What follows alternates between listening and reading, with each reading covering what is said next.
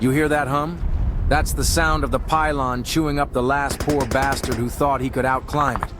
Ain't no shortcuts here, mate. Just rust, wind, and bad decisions. Speaking of, you got a plan? Or you just hoping gravity's got a soft spot for fools? Me? I've been running this game long enough to know two things. One, nobody makes it to the top without shedding a little blood. And two, the real monsters ain't the ones guarding the way. It's the ones waiting for you when you get there. So, what's it gonna be, Sky Jockey? We climbing, or we dying down here? The crash point. The corridor stretched ahead, narrow, industrial, lined with dim strips of emergency lighting. The scent of oxidized metal lingered, the kind that suggested something deep in the structure was running too hot for too long. He moved quickly. Footsteps behind him, not immediate, but present. Distant echoes layered with his own. The sound played tricks on depth perception, bouncing off the curved walls. Ahead, a sharp junction. A left turn would take him into a wider network of access tunnels. Right would lead to a maintenance bridge, a dead end, but with a view of the sector below. Cass went right. The space opened. He stepped onto a grated walkway suspended over a sheer drop. Far beneath him, the glow of Skybound's lower tiers pulsed through the metallic haze, rows of illuminated nodes forming a silent city, distant and unreal. The air here was different, thinner, tinged with something chemical, recycled too many times. His eyes adjusted. Below, movement. A silent rehearsal unfolding in the space beneath him. A circular chamber where performers moved with eerie precision, their gestures deliberate, like a coded sequence rather than spectacle. The sound was off, delayed, echoes slipping in and out of sync. A trick of acoustics, or something else. Cass didn't linger. He pushed forward, crossing the bridge and reaching another hatch. A soft tremor ran through the structure, barely perceptible, but real. A shift, somewhere deep in Skybound's architecture. He hesitated. Not fear, calibration. His sense of place needed to be right before moving on. Then, the corridor ahead. People moving too slowly, too quickly. A distortion in rhythm, subtle but undeniable. Among them, a woman standing still, gaze lowered to the floor. Isenya. Cass's breath slowed. He didn't assign meaning to her presence. Not yet. Instead, he noted the static tension in the air, the way the others moved past her, around her, without acknowledging her. His hand brushed against the netscape in his pocket. Solid.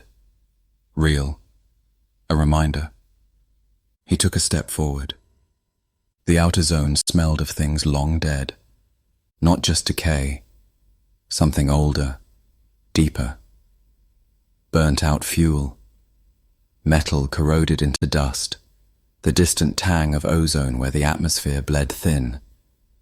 Dead space, in the truest sense. Cass stepped onto the wreckage-strewn platform, feeling the weight of it all. Skybound's control ended here, and the shift was immediate. No hum of surveillance, no quiet order in the air. Just emptiness, and the things that lived inside it. The ground beneath his boots had once been part of something greater, shattered remnants of old structures, pathways severed mid-air. The platform's edge dropped into abyssal black, the glow of the lower tiers too distant to matter. Above, nothing but void. He didn't belong there, not in that tunnel, not on that level, not in that moment.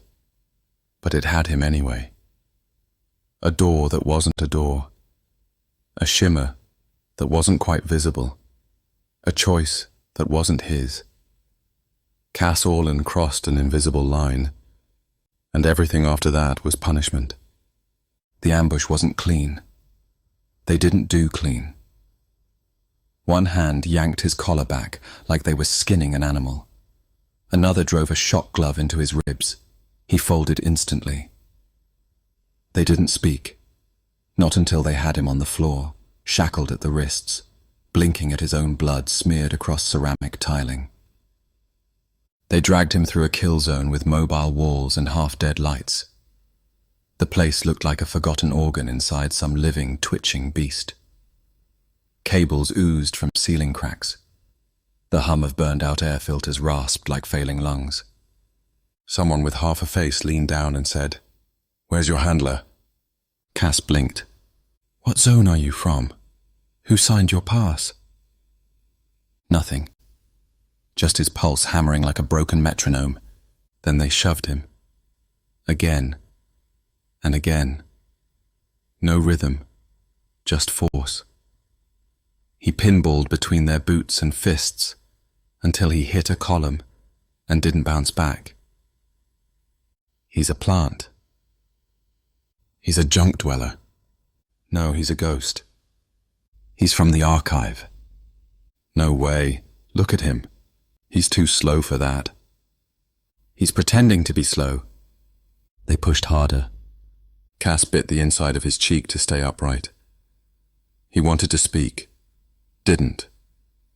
They didn't want answers. They wanted reason. A reason to break him down, one layer at a time. "Want to see the future, sweetheart?" They shoved him toward a medbay table that had long since forgotten what healing meant. On it lay the remains of a halfling, if you could call it that. The thing had been dissected digitally and physically, its internal map exposed in painful resolution. One leg shimmered like a bad hologram.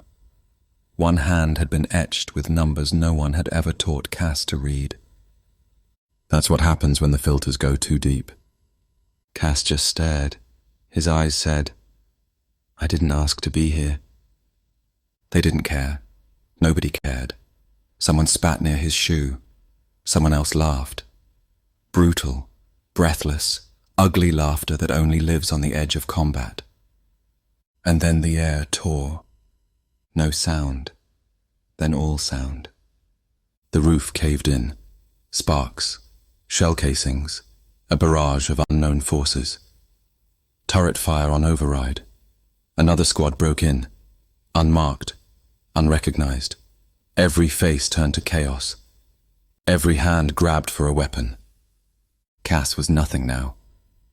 Just a side effect. In the scramble, the bar he was shackled to came apart, half melted. His cuffs shorted out with a bone-rattling jolt. No one noticed. They were too busy bleeding. Cass fell forward, crawled through wet smoke, past a woman with her skull half dissolved from a chemical pulse. She blinked once at him, died without sound. A console flickered nearby. It was the only thing not screaming. Cass reached it like a drunk reaching for a cigarette. He tapped it wrong. Red screen. He tapped again. A shift. Cameras rotated. Hallway feeds reversed. "Who's doing that?" "That's him, the outsider." Cass kept tapping. Someone aimed at him. Another fighter slammed the barrel down. No, he's opening a ghost corridor. He knows how the system thinks. He's a code freak. He's a survivor. He's a liability. "Shut up." They argued over his head like he wasn't there. Voices tangled like barbed wire.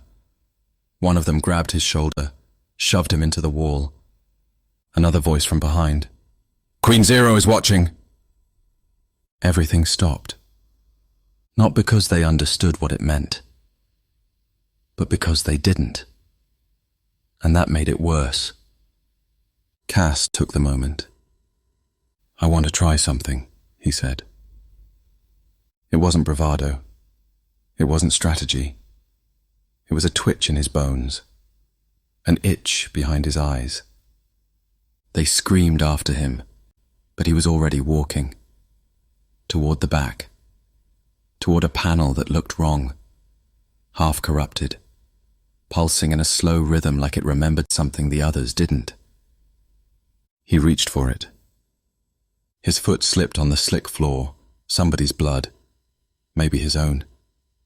The panel flared. He fell sideways, fell through, like the world had opened its mouth and swallowed him mid-sentence. Silence. Somewhere in the system, a new directory opens. A new error logs itself. The name, Cass Orlan. Status, undefined. Lower depths. It wasn't a fall. It was a shove through silence. No up, no down. No motion at all. Just the brutal absence of it. Cass was weightless and infinitely dense, slipping between two thoughts that didn't want to touch. His brain kept trying to catalogue sensations, but nothing made it back to the surface. Then, impact. His shoulder hit first, then his ribs. Then, with a sharp clack, his left heel. He rolled, scraped across something smooth and wet, came to a halt against a cold, uneven surface. Stone or steel or something synthetic pretending to be both. For a second he just lay there, breathing. His chest heaved like a rusted compressor. His jaw ached. His shoulder wouldn't move quite right. The fall had disconnected something. Bone or logic, he couldn't tell. His hands were slick with blood that wasn't fresh. He pushed himself up. The room, or cavern, or cavity, or whatever it was low-ceilinged and pulsing gently with a pinkish-blue bioluminescence. The light had no source. It just was, and it didn't like being questioned. Cass blinked again. Everything in here looked soft, but nothing was. Curves layered over brutalist foundations, wet reflections over jagged edges. The walls seemed to breathe. The floor wasn't flat. It sloped slightly inward, like a forgotten bowl, and at the center, a chair. No, a throne, built from fused scraps of tech and bone, real bone.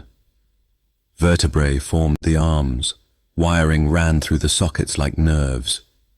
It had been grown here, or maybe grown into the space. Cass didn't move toward it. Instead, he whispered to no one.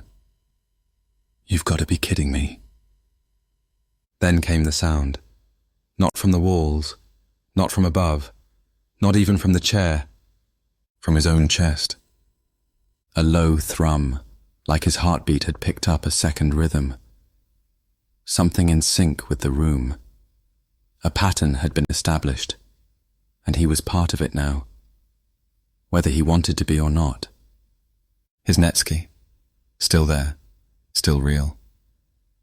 He pulled it from his pocket, slowly. It was cold, but not dead.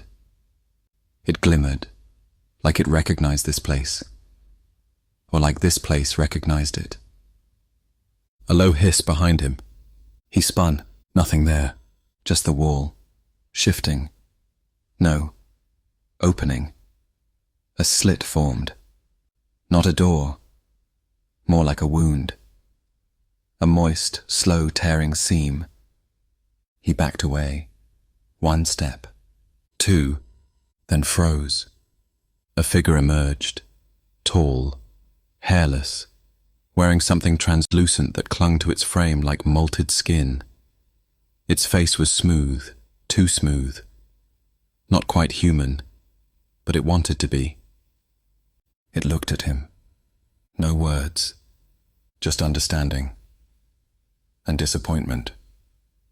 Cass's hand went instinctively to the panel at his wrist. Nothing. Dead. Fried.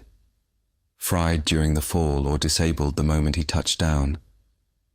He was off network now. No feed. No exit. Only one way to go. The figure tilted its head. Its voice finally came. Dry, almost brittle. "You're early." Cass laughed. It echoed wrong. Too many layers. Story of my life. The underzone. The silence returned, but this time it watched him. The figure didn't move, just stood there, blocking the slit in the wall like a closing thought. Its body was lanky, limbs too long, too fluid, like it hadn't yet decided what shape it wanted to be. Something flickered across its face. Not expression. Code. "Where am I?"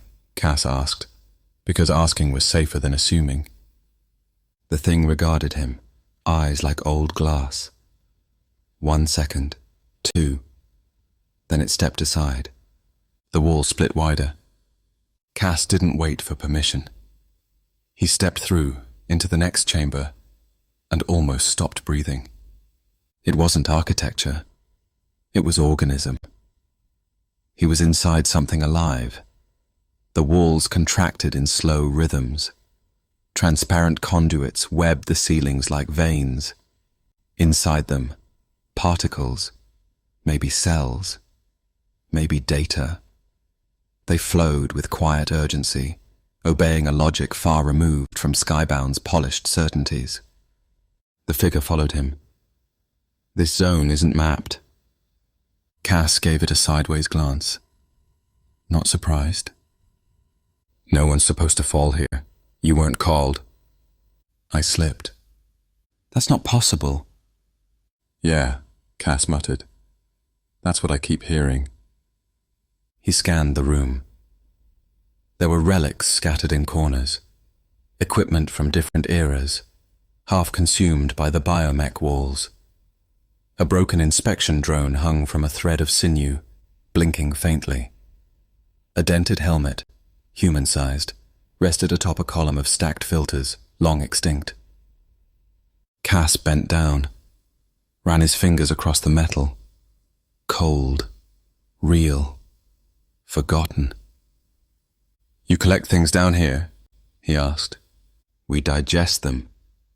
Charming. Something clicked behind his right ear.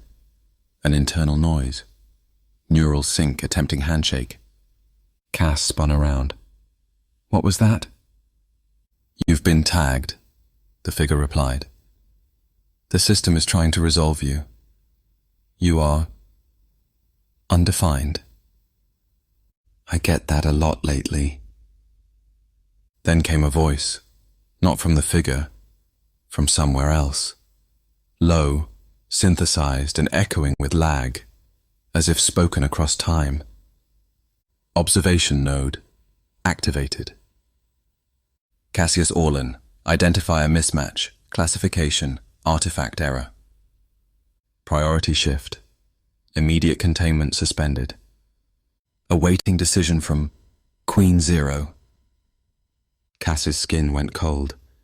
He stared at the pulsing conduit nearest him. Did that just say Queen Zero? The figure nodded slowly. She sees now. Through this? Through everything. Cass exhaled, slow. Fantastic. There was a distant boom, then another. Above them. Somewhere high up, in the real world, or what passed for it. The figure turned to him again, voice thinner this time. "You should not have come. This place breaks people." I was already cracked. "You're not ready." Cass smiled without warmth. "Then I guess I'm in the right place." Another conduit pulsed, this one deep red. A nearby chamber door hissed open on its own. Cold air spilled out. It smelled like frost and static. Something about it felt familiar. Too familiar. Cass looked once at the figure, then toward the open dark. "All right," he said. "Let's see where the next fall takes me." And he walked in. To black. His steps echo differently now. The walls remember each one.